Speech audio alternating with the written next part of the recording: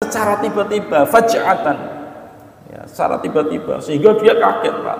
Kalau orang ingin jatuhnya itu semakin jatuhnya sakit, Pak, maka dinaikkan dulu ke atas, baru kemudian ya dijatuhkan. Itu jatuhnya sakitnya luar biasa. Ya, sampai kemudian akhadnahum batatan, di akhir ayatnya disebutkan fahum mublisun, dan dia menjadi orang yang duduk termenung dan menyesali segala perbuatan yang dia lakukan. Ya, makanya di dalam hadis riwayat Imam Ahmad juga disampaikan, idza ra'aitallaha yu'til 'abda ala ma'asihi ma yuhibbu.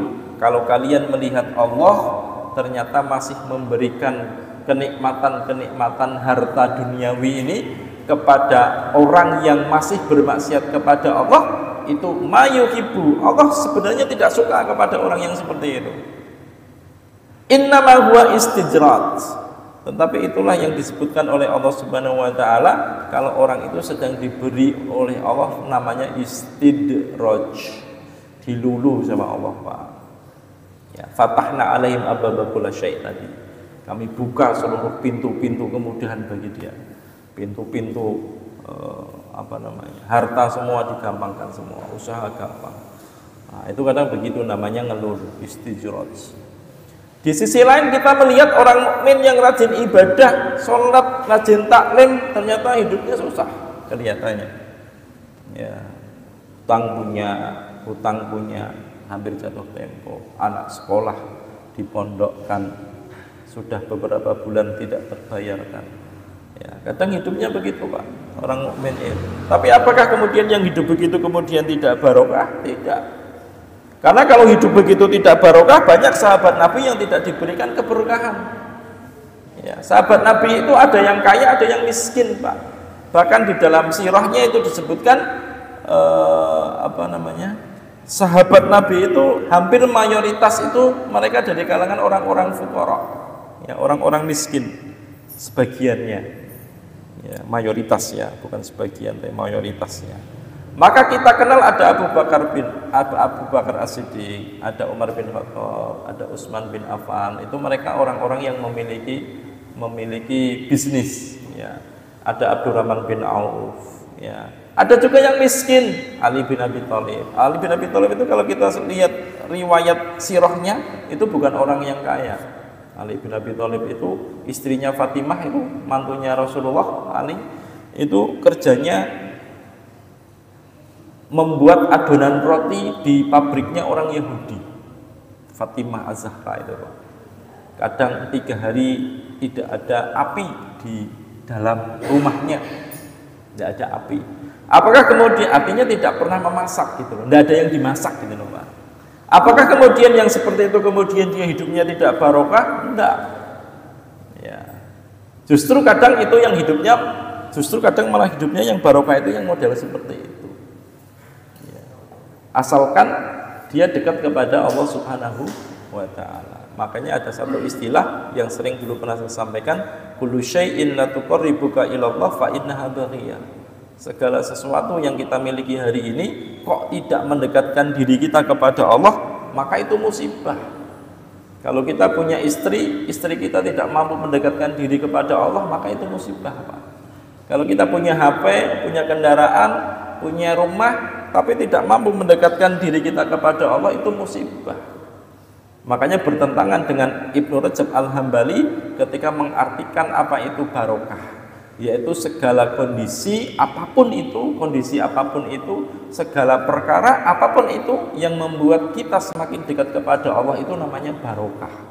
Kadang berupa ujian sakit, kadang berupa ujian tidak punya harta, kekurangan duit, ya, kadang berupa yang lain, musibah-musibah yang lain. Ya, kadang begitu, Bapak Ibu. Ini sebagai mukadimah kita di 5 rukun keberlimpahan yang saya kutipkan dari tulisannya Ustadz Umar Meta. Beberapa hal nanti kebanyakan dari beliau, walaupun nanti ada beberapa hal yang kita tambahkan termasuk rujukan-rujukan yang lain. 5 rukun keberlimpahan yang pertama adalah at-tawakkalu wal akhdhu bil asbab. yaitu tawakal dan mengambil sebab. Ini pertama Bapak Ibu hadirin. Siapapun yang ingin dilimpahkan kemanfaatan dan keberkahan, maka yang pertama harus ada sifat namanya tawakal. Tawakal kepada Allah Subhanahu wa taala. Kemudian apa itu tawakal? Fal tawakkalu 'alallahi wal i'timadu 'alaihi min syu'bil iman. Bahwa tawakal itu tawakal kepada Allah dan i'timad, tunduk kepada Allah, bergantung kepada Allah itu adalah min syu'bil iman, bagian daripada cabang iman. Ya. Jadi kapan kita bisa tawakal kepada Allah? Saat kita tidak memiliki pegangan apa-apa. Ya, saat kita tidak memiliki pegangan apa-apa. Kalau Bapak Ibu hadirin kemudian hari ini kok tiba-tiba misalkan contoh ada kehilangan sesuatu ya, kehilangan sesuatu, dompet misalkan hilang. Ya, maka kemudian dia bisa bertawakal, bisa jadi saya tawakal ini nggak punya apa-apa lagi, semua uang ada di dompet itu sudah dicuri sama orang misalkan, atau jatuh misalkan. Udah, saya nggak punya apa-apa lagi, telepon juga nggak ada, hubungi siapa nggak ada, cuma punya Allah Pak. Ya, cuma punya Allah saja. Tapi kalau kita kapan bisa tawakal seperti itu? Saat kita betul-betul tidak memiliki apa-apa. Tapi kalau kita punya tabungan banyak di bank, misalkan ada uang ratusan juta, miliaran, bahwa dompetnya hilangnya cuma 300.000, 500.000, udahlah kita tawakal sama Allah, kan di bank masih ada Pak. Ya enggak? Iya. Makanya jenengan dulu pernah saya kisahkan kisahnya Nabi Musa alaihissalam ketika beliau menghadapi Firaun. Ya, seluruh para kuhan atau para kahin, para tukang-tukang sihir itu diundang semua sama si Firaun itu. Ya, mereka suruh atraksi semua apa yang bisa mereka lakukan dengan sihir-sihir tadi. Ya, mereka lemparkan tali jadi ular semua. Apa pada saat itu Nabi Musa alaihissalam yang dia lakukan? Nabi Musa alaihissalam masih punya satu alat Pak, namanya tongkat. Mohon maaf, Nabi Musa ya. Nabi Musa masih punya satu alat namanya tongkat, yang dia mungkin ketika ular itu nanti dekat, dia akan pukul pakai tongkat itu. Ularnya kecil-kecil Pak. Dalam Al-Quran kan dikatakan ularnya kecil-kecil. Yang jadi besar itu ularnya Nabi Musa alaihissalam tadi. Saat dia punya tongkat, dia punya pegangan lain Pak. Tenang, saya punya tongkat ini gitu. Nah, ular datang nanti saya pukul pakai tongkat itu.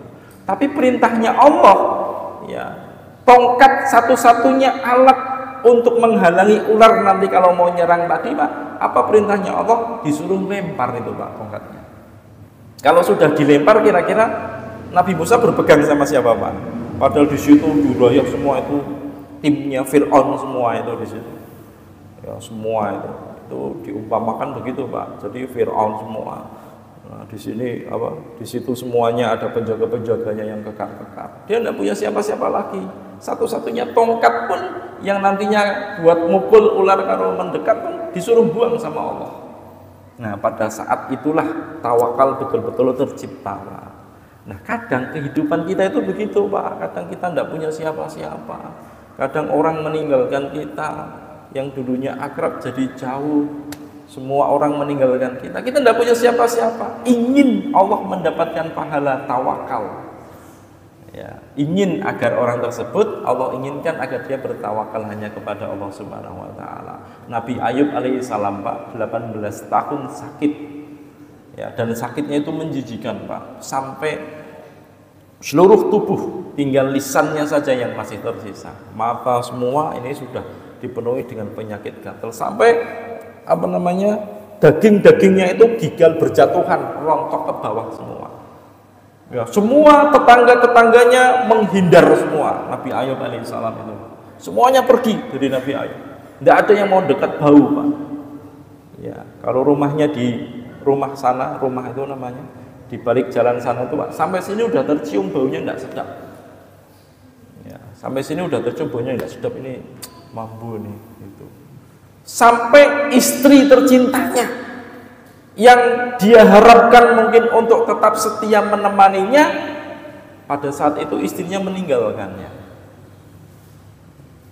Masih ada satu harapan, yaitu putranya, anaknya. Ternyata anaknya juga nggak tahan Pak dan meninggalkan Nabi Ayub alaihissalam. Tinggal siapa Pak Nabi Ayub Pak? tinggal sendirian, tidak punya siapa-siapa. Kira-kira bisa tawakal enggak sama Allah? Tawakal penuh, Pak. Kadang di kehidupan kita begitu, Pak. Ketika kita sedang susah, teman-teman yang dulu akrab dengan kita ternyata sedang jauh semua. Orang yang dulu pernah dekat dengan kita ternyata jauh semua. Supaya apa? Supaya Allah ingin kita itu hanya bertawakal kepadanya. Ya, tidak ada pegangan lain, tidak punya apa-apa. Kan begitu itu kehidupan kita itu. Walakinnahu la yunafil akhdi bil asbab.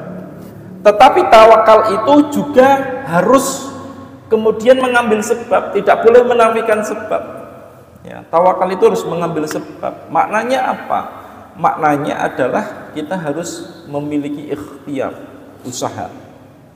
Ya, bukan pasrah, beda ya tawakal dengan pasrah. Fa innallaha azza wa jalla lam ya'mur bil tawakkali illa ba'da tahurruzi wal akhdi bil asbab. Dan Allah memerintahkan seseorang untuk tawakal itu, Pak, itu setelah Allah perintahkan dia untuk mengambil sebab, usaha. Ya, mengambil sebab atau usaha, bergerak.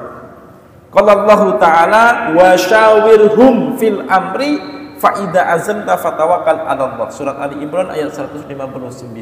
Wa syawirhum fil amri. Kita diperintahkan untuk musyawarah dulu. Ayo kita musyawarah dulu. Dari musyawarah tadi berarti ada ikhtiar untuk mengambil satu kesimpulan yang nantinya di dalam rapat tadi kita sepakati bersama. Ya, pendapat si fulan kayak apa, pendapat si fulan benar, kita kumpulkan. Oh, jadi kesimpulannya begini. Habis setelah kita punya azam seperti itu, fa idza azamta fatawakkal 'ala Allah, baru kemudian tawakal. Ya, ini konsepnya begitu. Jadi ada taharruz. Ya. Falau qala ahadun minan nas, kalau ada seorang yang mengatakan ana la atazawwaju wa anziru waladan min duni zawaj. Kalau ada orang mengatakan begini, saya tidak akan, seorang laki-laki dan seorang perempuan nikah dia, suami istri. Tetapi laki-laki ini ngomong gini, Pak, saya tidak akan menggauli istri saya, artinya tidak akan digauli istrinya, saya hanya akan tawakal kepada Allah agar Allah memberikan saya seorang anak. Kira-kira jadi anak enggak, Pak? Kira-kira jadi anak enggak? Udah, dia tawakal sajalah, saya tidak akan menggauli istri saya. Nanti kalau Allah sudah takdirkan juga nanti lahir. Kira-kira terjadi enggak? Enggak akan terjadi. Maka kewajiban kita adalah mengambil sebab. Ya, harus mengambil sebab. Ini sebabnya orang punya anak apa? Oh, ternyata ada perkawinan, gitu kan? Min duni walatan min duni. Ya, maka ini menjadi harus mengambil sebab. Ya. Wa kadzalika la yajlisu fil baiti aw fil masjidi yataharra as-sadaqat wa yataharra wal arzaq ta'tiyahu. Begitu pula orang yang kemudian sedang mencari rezeki. Ya, mencari rezeki itu kita tidak akan mendapatkan sesuatu rezeki itu kalau kita cuma duduk-duduk di rumah. Ya, duduk-duduk di rumah, duduk-duduk di pinggir jalan begitu. Walaupun duduk di masjid, Pak, itu tidak akan dapat. Kenapa? Karena tidak mengambil sebab. Ya, tidak mengambil sebab. Ya, kecuali duduknya kita hari ini ya, dapat rezeki berupa ilmu insyaallah ya. Ya. Maka tidak akan datang. Bal yajibu alaihi ayyas'a wa ya'mal.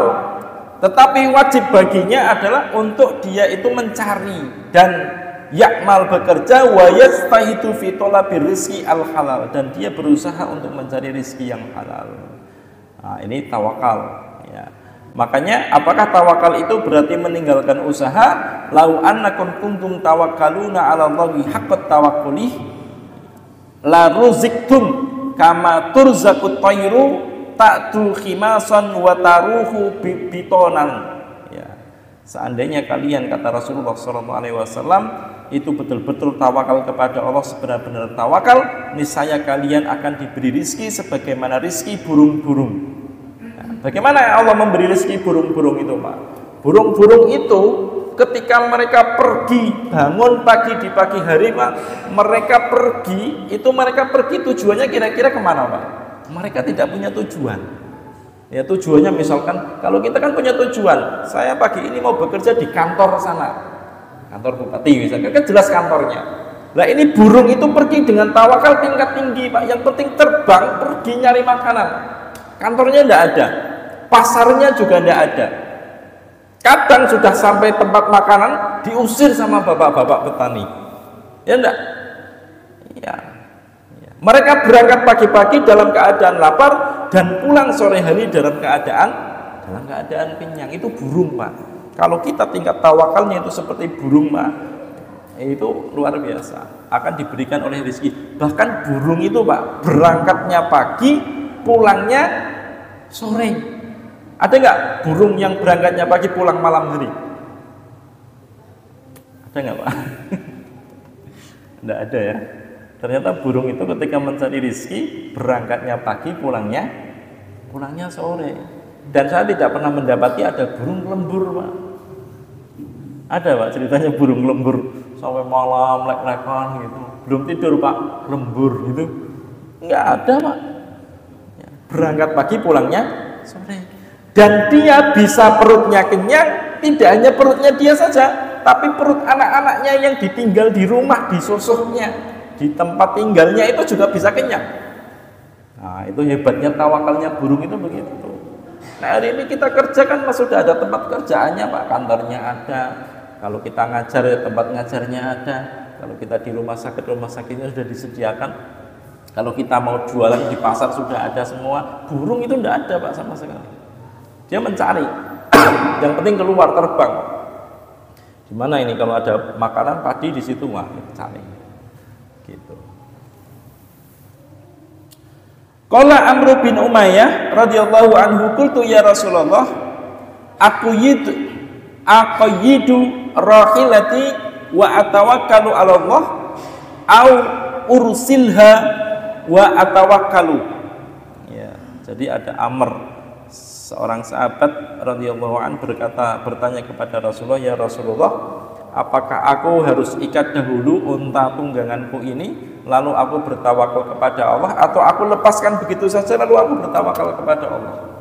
Kalau jenengan punya sepeda motor di depan sana Bapak Ibu hadirin, jenengan mau menguji tawakalnya seperti apa tingkat tawakal kita, itu apakah kita datang ke situ, kuncinya ditaruh di situ, motornya masih dinyalakan, kemudian tinggal sholat, atau dikunci dahulu baru kita tinggal sholat Pak? Yang tawakal yang mana kira-kira?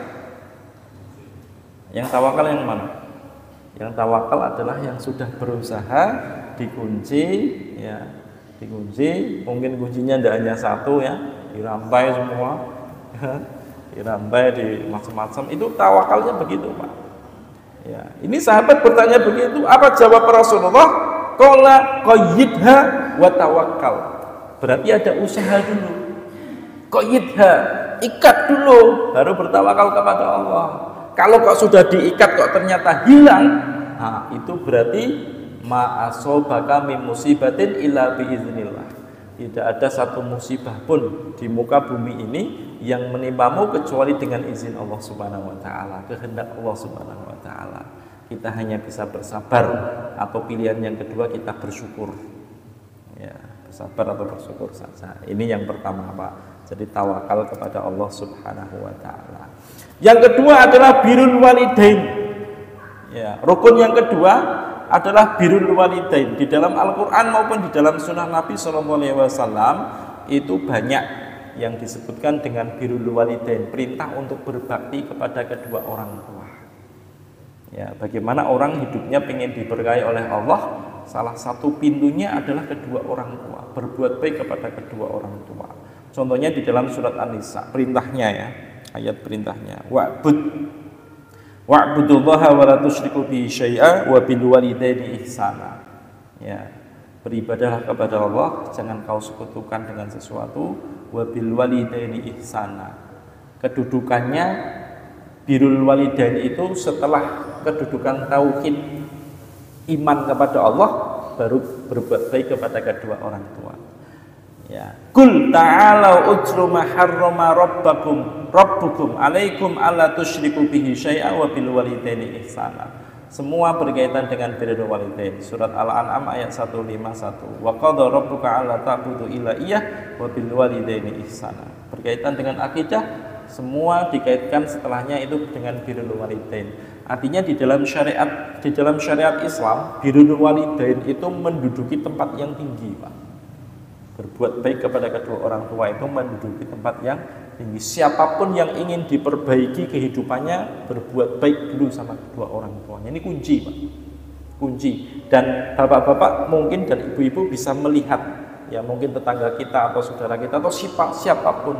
Kalau ada beberapa orang kita amati itu, sekian banyak orang itu yang paling kehidupannya paling bisa, yang paling banyak diberkahi oleh Allah itu biasanya yang dekat kepada orang tua, birrul walidain, ya, yang mereka berbakti kepada orang tua, biasanya begitu.